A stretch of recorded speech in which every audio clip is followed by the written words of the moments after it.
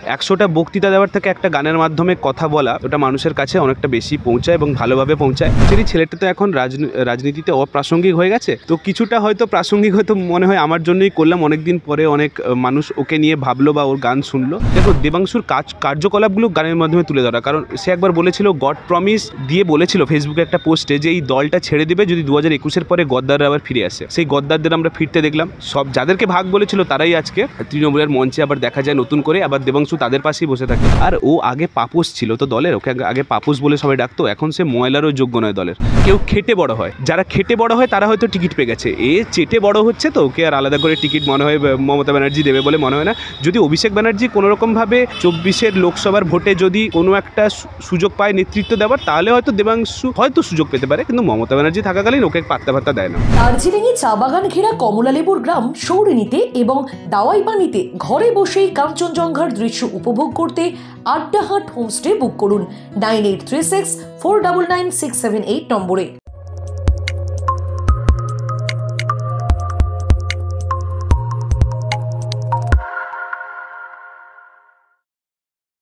শীতকালে সুন্দরবন ভ্রমণের নির্ভরযোগ্য একমাত্র নাম সাগর সঙ্গম ট্রাভেলস।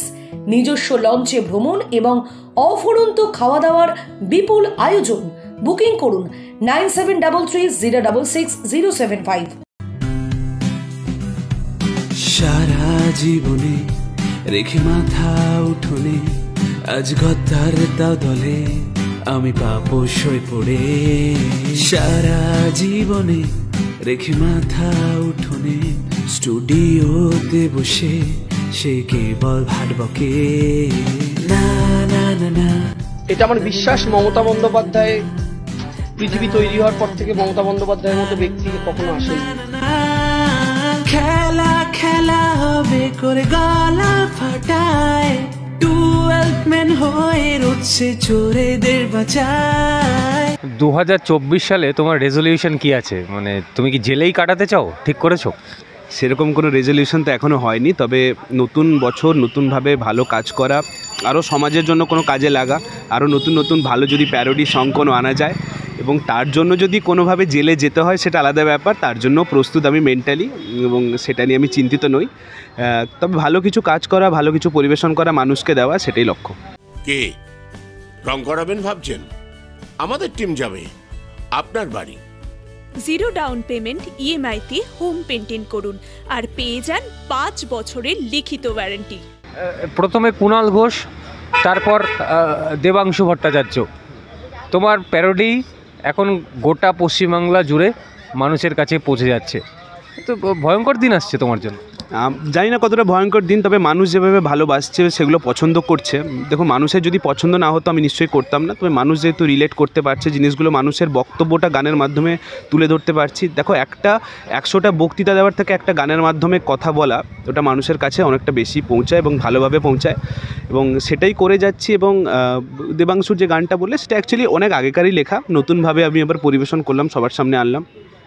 তো সে লোকটা অ্যাকচুয়ালি ছেলেটা তো এখন রাজনীতিতে অপ্রাসঙ্গিক হয়ে গেছে, তো কিছুটা হয়তো প্রাসঙ্গিক হয়তো মনে হয় আমার জন্যই করলাম। অনেকদিন পরে অনেক মানুষ ওকে নিয়ে ভাবলো বা ওর গান শুনলো।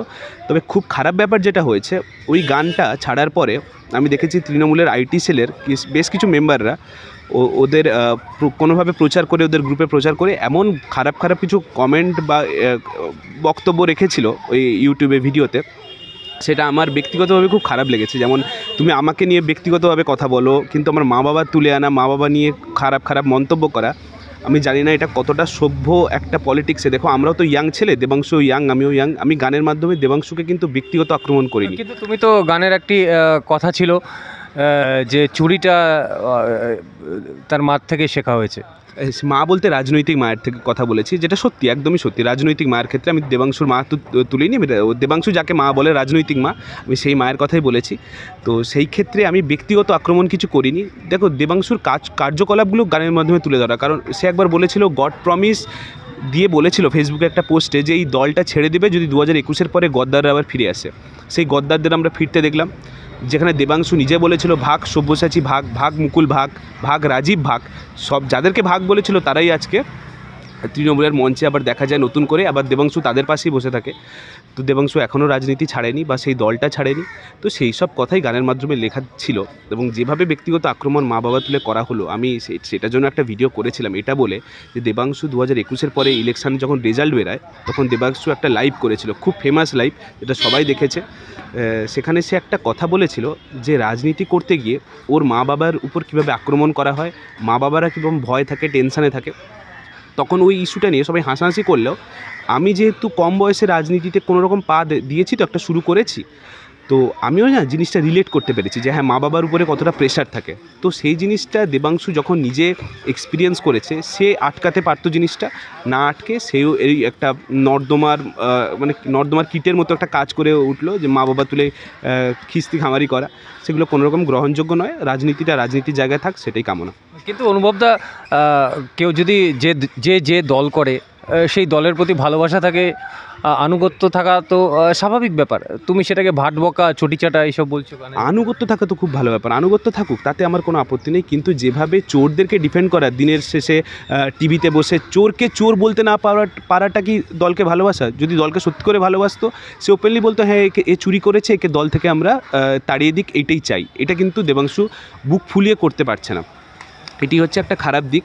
আর ও আগে পাপোশ ছিল তো দলের, ওকে আগে পাপোশ বলে সবাই ডাকতো, এখন সে ময়লারও যোগ্য নয় দলের তাকে ময়লা হিসেবেও তাকে ট্রিট করে না। এবং আজ অবধি সে কালকে ইভেন আমি একটা বড় চ্যানেলে তার একটা ইন্টারভিউ শুনছিলাম, যেখানে এই তৃণমূলের এই দ্বন্দ্বের মধ্যে যখন অ্যাঙ্কার ওকে প্রশ্ন করলো, সে বলল এই বাংলাটা তার একটা পরিবারের মতো, পরিবারের মাঝে মানুষের সামনে এইসব দ্বন্দ্ব সামনে আনাই যায়, পরিবারের মাঝে সব কিছু। তো ওকে একটা প্রশ্ন, পরিবারের, তোমার বাংলাটা যদি তোমার পরিবার হয়, সেই পরিবারের কত ছেলে মেয়ে আজকে 1000 দিনের উপরে ধর্মতলায় বসে কাটাচ্ছে, তুমি পরিবারের সেই সব মানুষের কাছে কবার গেছো, কবার গিয়ে ওদের কথা জিজ্ঞেস করেছো? ওরাও তো তোমার পরিবারের লোক নিশ্চয়ই, শুধু আমরা নই। তো এই জিনিসগুলো ওর উত্তর ওর কাছে পাওয়া যায় না। অ্যাজ ইউজুয়াল দেখো কিছুদিন ফেসবুকে কথা বলে, কিছু বক্তৃতা দিয়ে কিছুদিনের জন্য বড় নেতা হওয়া যায়, রাজনৈতিক মঞ্চে গিয়ে যখন দাঁড়িয়েছে তখন কিন্তু আর ওকে পাত্তা পাওয়া যাচ্ছে না। ওর জন্য ক্যালিবার দরকার, ওর জন্য অনেক নিষ্ঠা দরকার, সেই জিনিসগুলো মনে হয় না দেবাংশুর মধ্যে আছে বলে। কিন্তু আমি তোমার সাথে একমত হতে পারলাম না। প্রচুর ফলোয়ার্স দেবাংশু ভট্টাচার্যের, এবং এখনও স্টিল নাও আমার মনে হয় এখনও টিআরপি অনেকটাই কমে গেছে। আগে যতটা ছিল, আগেও তো আমরা দেখতাম ফেসবুকে, এখন মনে হয় না সেই আগের মতো সেই দেবাংশু ভট্টাচার্য নিয়ে একটা ক্রেজ আছে এবং মানুষ ওকে নিয়ে হাসাহাসি করে। হ্যাঁ দেখো স্যান্ডি স্যারেরও ফলোয়ার্স আছে, তো তেমনি স্যান্ডিকে আমি খারাপ বলছি না, স্যান্ডি আমার খুব ভালো বন্ধু, স্যান্ডিকে জাস্ট এমনি কথার কথা বললাম যে স্যান্ডিরও অনেক ফলোয়ার্স আছে। আবার কেস হতে পারে, স্যান্ডি সহ কেস করতে পারে। স্যান্ডি খুব ভালো বন্ধু, আশা করি কেস করবে না, ও বুঝবে ব্যাপারটা।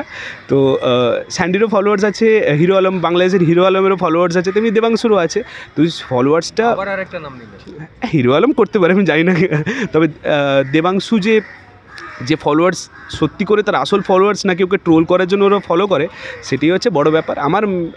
আমি আজ অবধি দেখেছি ওর কমেন্ট বক্সে তো গালাগাল পড়েছি। কুণাল ঘোষের যেমন ফেসবুকে পোস্ট করলে গালাগাল খায়, দেবাংশুও খায়, এখনও অবধি খায়। এবং আগে শুধু কমেন্ট বক্সে খেত, এখন স্টুডিওতে বসে শতরূপদাদের কাছ থেকে খায়। তো এটা ওই যে চাটন খাওয়াটা ওর কিন্তু কনস্ট্যান্ট। কিন্তু ও খেলতে চায়, ওকে একটু খেলতে দাও, মানেটা কি? ও তো ছোটোবেলায় যেভাবে খেলা করে একটা গান নতুন বের করলো, সব জায়গায় গিয়ে একটাই গান বেশ ভাইরাল, ও খেলতে চায়, সব জায়গায় খেলা হবে বলে যেভাবে একটা ক্রেজ তুললো, তারপরে দেখা গেল 2021 সালের ভোটে ওকেই খেলতে নেওয়া হলো না।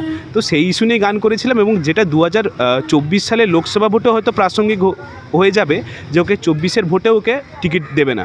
এত চেটে, এত খেটে, দেখো একটা ব্যাপার হচ্ছে কেউ খেটে বড় হয়, যারা খেটে বড় হয় তারা হয়তো টিকিট পেয়ে গেছে, চেটে বড় হচ্ছে, তো ওকে আর আলাদা করে টিকিট মনে হয় মমতা ব্যানার্জি দেবে বলে মনে হয় না। যদি অভিষেক ব্যানার্জি কোনোরকমভাবে 24-এর লোকসভার ভোটে যদি কোনো একটা সুযোগ পায় নেতৃত্ব দেওয়ার, তাহলে হয়তো দেবাংশু হয়তো সুযোগ পেতে পারে, কিন্তু মমতা ব্যানার্জি থাকাকালীন ওকে পাত্তা দেয় না।